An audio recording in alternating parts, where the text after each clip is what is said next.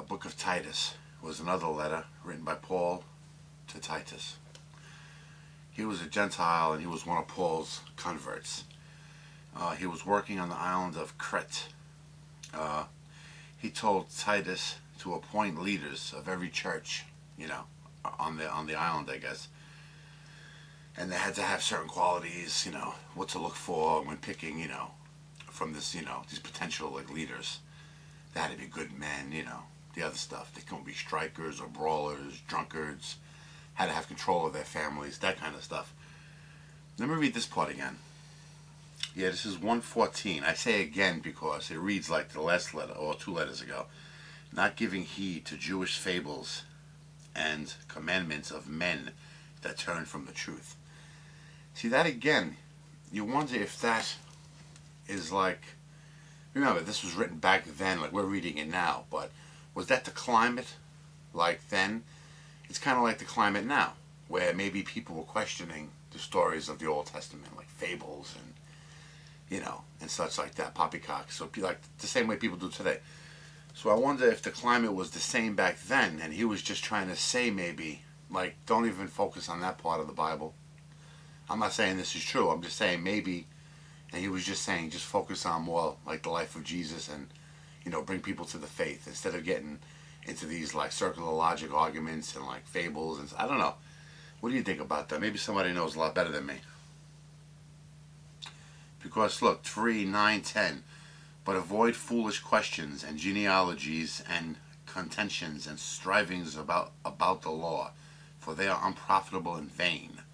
A man that is a heretic after the first and second abomination reject.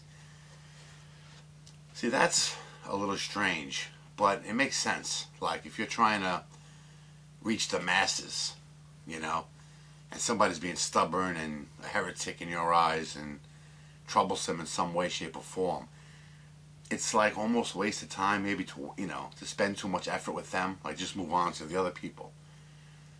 But you can make the argument there too, that's, but don't take this wrong, but that's almost like a telemarketer strategy, where you get somebody on the phone that you see right away isn't going to be buying what you're selling. Don't waste your time, go on to the next pigeon, you know what I mean? And I'm not just saying that of religion, the Bible. I mean, any religion, any belief system, any group you're part of, you wouldn't really want to waste time with people that aren't even open to suggestions or, hearing what you have to say. If they're a waste of time, you just move on. So don't think I'm just picking on Christianity. I'm not.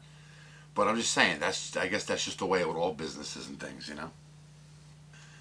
The book of Philemon. Philemon had a slave named, Onesimus. The slave escaped. He became a Christian and helped Paul in some capacity. Then Paul sent Onesimus back to Philemon. This letter was asking Philemon to now accept Onesimus as a Christian brother, not as a slave. It doesn't really go into detail if it all worked out and he did accept him as a brother in Christ, or it's a very short book. It's not even half a page. Maybe somebody out there that knows, more background to the story, could fill that in. And a side note, Philemon became a bishop and he died a martyr under Nero, I guess years later. Well, anyway, there's one more letter left, written by Paul, I believe, and we're almost at my favorite, the Revelation. Anyway, take care.